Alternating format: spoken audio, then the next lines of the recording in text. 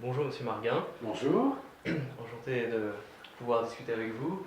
Tout d'abord, est-ce que vous souhaitez vous exprimer sur l'actualité de la semaine, notamment Lampedusa et éventuellement l'affaire Leonardo? Oui, mais écoutez, merci de me donner l'opportunité de dire quelques mots. Je pense que Lampedusa, c'est un véritable trauma humain. On voit bien en fait les limites de toute l'organisation européenne en matière d'immigration. On voit bien effectivement le désespoir de milliers de gens qui voient dans l'Europe un Eldorado, et on peut avoir que de la compréhension vis-à-vis de ce regard qu'ils portent sur l'Occident. Et avec ça, il faut avoir toute l'intelligence nécessaire à la gestion des richesses de l'Europe et des ressources surtout de l'Europe, et de faire attention à ne pas ouvrir les portes d'une immigration massive qui aujourd'hui ne serait pas supportable par les pays européens, dans la mesure où le chômage frappe nos concitoyens. On a à la fois un souci de générosité à préserver, qui est la longue tradition européenne, et particulièrement la tradition française, que l'on doit mettre en parallèle vis-à-vis d'une politique d'immigration qui a été mal contrôlée jusqu'à maintenant, qui en fait a laissé croire à de nombreuses populations à l'extérieur de l'Europe que si l'on venait en France, tous les problèmes auxquels ces familles font face seraient résolus. Et je crois qu'en fait on doit avoir un devoir d'éducation. Je pense qu'il faut travailler avec les pays à la fois de l'Afrique, du bassin méditerranéen, pour essayer au contraire qu'ils puissent conserver leur main-d'œuvre, qu'ils puissent conserver leur intelligentsia, qu'ils puissent conserver en fait leur force vive. Et je pense que c'est à nous, pays européens, d'aller apporter la technologie, le savoir, l'enseignement, et travailler en parallèle. Il faut absolument mettre fin à ces immigrations incontrôlées. Et d'abord, les peuples européens ne le supporteront plus. Et c'est aussi ça qu'il faut noter. Donc, un drame humain. Il doit appeler les gouvernements à réfléchir sur une autre politique de l'immigration. Je serais favorable à avoir une zone particulièrement déterminée en Europe sur l'immigration légale, qui pourrait être un endroit où on traite avec humanité tous les problèmes d'immigration, mais tous ces bateaux chargés de familles qui s'effondrent dans la mer, c'est à la fois sur le plan personnel et sur le plan politique que j'incarne un véritable drame humain. Alors, maintenant, l'affaire Leonardo. Moi, je pense que l'affaire Leonardo, c'est une affaire qui a été créée, en fait, de toutes pièces par l'extrême gauche, qui, en fait, souhaite faire tomber le gouvernement par un moyen ou par un autre. Et je pense que Manuel Valls avait fait son boulot. Et je dois dire qu'en regardant en détail tout ce qui s'est passé, à aucun moment la loi française n'a été enfreinte. Et à aucun moment on a manqué de dignité vis-à-vis de cette famille. Alors oui, c'est dur, mais de toute façon, ramener des gens à la frontière, c'est dur. Il faut bien, et je pense que les Français comprennent, que c'est en fait quelque chose de très dur de renvoyer quelqu'un dans son pays. Il faut mettre cette famille, ces personnes dans l'avion. Là, il se trouve qu'effectivement, la difficulté qui a été mise en exergue, c'est qu'elle a été appelée pendant qu'elle était dans le voyage scolaire, donc effectivement c'est encore plus dur, mais je pense que fermeté doit s'accompagner de dignité, mais en aucun cas on doit laisser penser aux gens que ça n'est pas dur. Donc à la fois ceux qui sont toujours en train de demander plus de retour aux frontières et ceux qui sont toujours en train de demander moins de retour aux frontières, on voit bien en fait la difficulté. Donc moi là, je propose de manière très claire, pour ne plus que ces affaires se reproduisent, de gérer le problème en amont. Il faut gérer le problème des Roms avec les pays d'où ils viennent. Je pense qu'il y a des Roms qui souhaitent s'intégrer vraiment et qui sont dans une longue tradition en fait de gens qui sont venus chercher un travail et qui a priori pourraient s'intégrer. Vous avez des bandits, mais vraiment des voyous, et ceux-ci méritent d'être jugés, emprisonnés. Ce sont ceux qui exploitent les enfants, qui exploitent leurs femmes, et on le voit dans les rues de Paris notamment, et ça c'est condamnable, et je serais très très ferme à condamner cette organisation en fait de gens qui sont vraiment des voyous.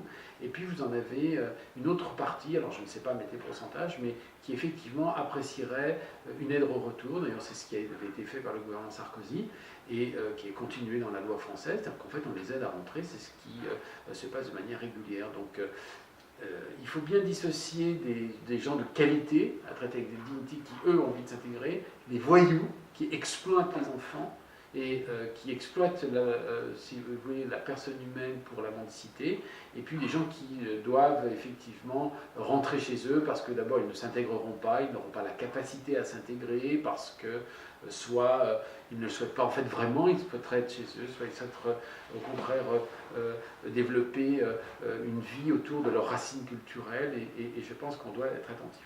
Voilà, donc l'affaire Leonarda, pour moi, c'est une affaire politique montée de toutes pièces par l'extrême gauche. Ça n'en est pas moins un véritable problème que l'immigration clandestine, ça n'en est pas moins un véritable problème que ces gens qui, je crois, étaient restés 5 ans en France et qui avaient reçu de nombreuses, comment dirais-je, injonctions pour un retour et qui n'avaient pas obtempéré. Donc, il faut être clair, le ministre de l'Intérieur a fait son travail et je crois que ce travail ne doit pas être mis en cause. Très bien, merci pour ces quelques précisions.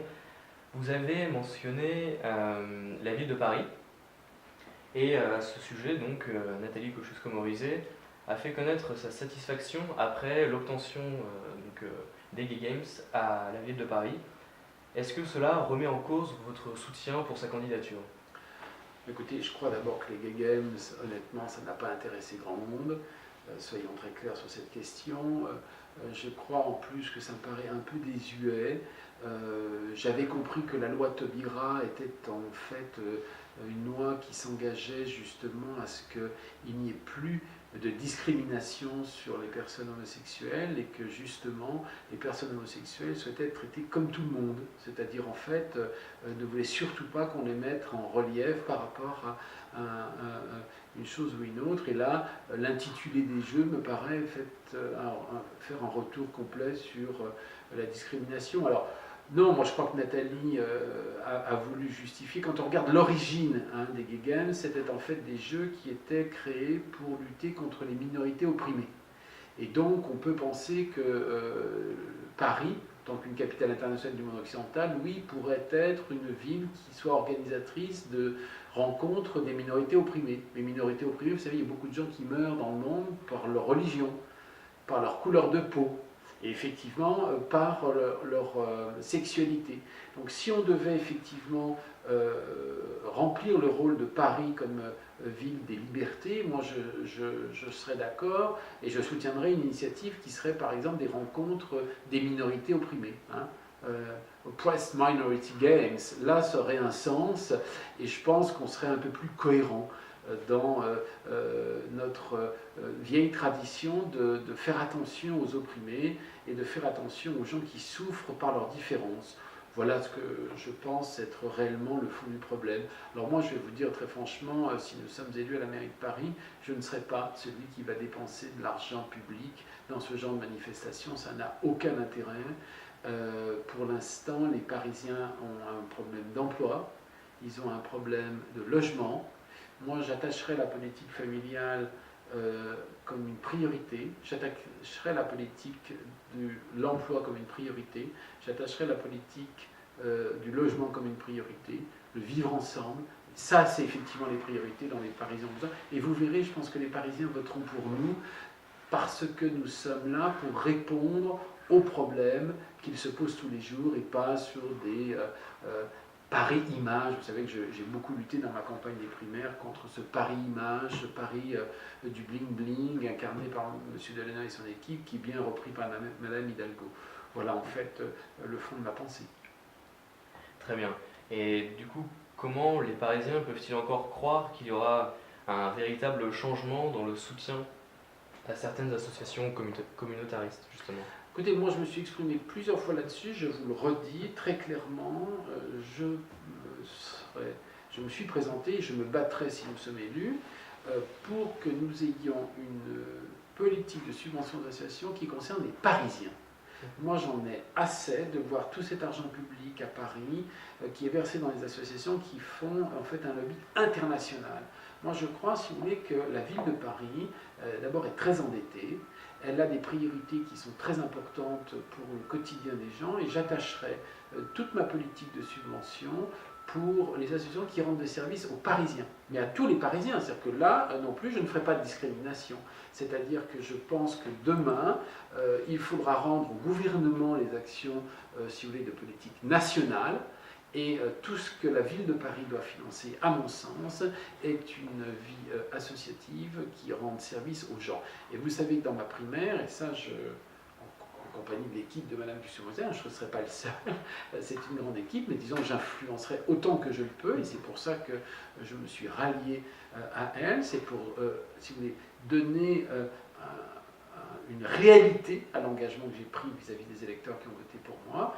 Et il est évident que je me battrai au quotidien pour privilégier, en fait, si vous voulez, la vie quotidienne des Parisiens, la vie des familles, la vie des enfants, l'emploi, le logement, et ne pas être dans ce Paris-image que j'ai beaucoup combattu. Très bien. Donc, pour reprendre le thème des images que Paris peut refléter, il y a récemment donc Ian Brossat qui s'est exprimé au sujet du Sacré-Cœur.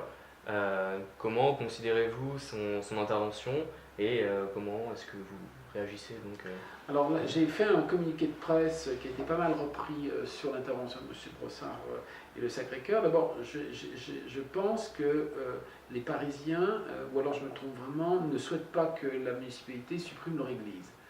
Là, je n'ai rencontré aucun Parisien, croyant ou non croyant, qui souhaite que nous détruisions leurs églises. Il y a suffisamment d'exemples d'ailleurs à Berlin-Est d'églises qui ont été détruites par les régimes communistes. On le voit en Russie également, les communistes qui avaient détruit leurs églises, d'ailleurs ils les reconstruisent. Donc cette idée complètement, j'allais dire en dehors des problématiques parisiennes, ont été en fait des idées provocatrices, parce que M. Brossat veut exister en fait en, si vous voulez, poussant les uns contre les autres, en essayant de recréer des luttes soit sociales, soit des luttes entre croyants, non-croyants, enfin tous ces vieux schémas du 19e siècle sont, j'allais dire, remis sur la table. D'ailleurs ça m'intéressait, mais alors là pour le coup, personne, mais vraiment personne. C'est un peu sa position sur créer un centre de Rome dans le 16e arrondissement. C'est un peu le même genre d'idée. Je crois que les Parisiens ne demandent pas une municipalité, qu'ils votent pour des j'allais dire, responsables politiques qui vont insérer des Roms dans un camp à l'intérieur de Paris. D'abord, les Roms n'ont pas vocation à vivre dans le centre de Paris, déjà. Et même si je suis un des premiers à dire qu'il faut trouver effectivement des solutions de logement, des solutions pérennes pour ceux qui veulent effectivement, je vous l'ai dit tout à l'heure, s'intégrer, mais la réalité, ils n'ont pas, d'abord, personne n'a vocation particulière à vivre dans le centre de Paris, que ce soit clair. Donc en fait, vous verrez mon communiqué de presse, d'abord le Sacré-Cœur c'est quand même un patrimoine de l'UNESCO, vous avez plus de 12 millions de visiteurs, et puis alors s'il veut créer un lieu de solidarité, ben, je rappelle que quand même les églises de Paris, le Sacré-Cœur en particulier, c'est quand même des lieux de solidarité. Je rappelle, c'est le lieu où on accueille les pauvres, c'est le lieu où on accueille les prostituées, c'est le lieu où on accueille les gens qui sont dans la faim. Donc, il n'a pas de leçon à donner sur comment créer la solidarité, certainement pas en voulant fermer et détruire les églises. On est dans la politique politicienne qui n'a pas un intérêt vraiment important, et je pense, vous le verrez, que les Parisiens seront attachés dans cette élection à voter pour des responsables qui sont responsables. C'est-à-dire qu'ils vont proposer des choses qui soient clairement identifiées, et je le répète encore, les Parisiens souffrent du logement, de l'emploi, les familles ne peuvent pas se loger, ne peuvent pas garder leurs parents avec elles, ne peuvent pas garder leurs enfants avec elles, il y a un problème de circulation, il y a des problèmes, si vous voulez, vraiment importants au quotidien qu'il nous faudra résoudre avant de se poser des questions de l'avenir du Sacré-Cœur. Enfin, vous connaissez mon point de vue sur la question. D'accord, merci beaucoup. Donc fermons dès à présent donc, cette page concernant la candidature à la mairie de Paris. Et nouvelle candidature, donc est-ce que vous avez envie de vous exprimer sur les élections et les candidats à la présidence du PCD ? Oui, alors d'abord, je me réjouis, merci d'abord de me poser cette question. Je me réjouis de voir que nous avons plusieurs candidats.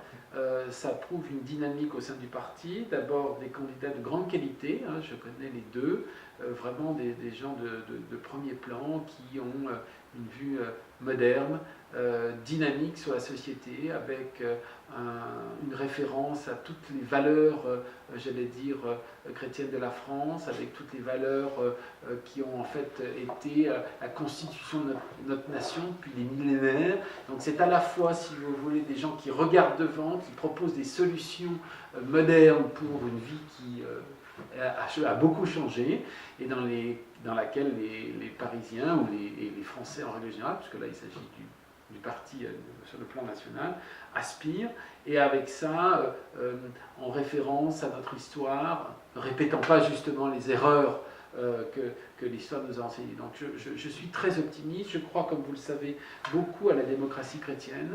Je pense qu'elle incarne aujourd'hui une solution nouvelle, une solution qui viendra combattre les extrêmes, que ce soit les extrêmes de gauche ou les extrêmes de droite, parce qu'elle va proposer une véritable politique, si vous voulez, qui répond aux craintes des Français, et qui à la fois leur propose des solutions tournées autour de l'homme.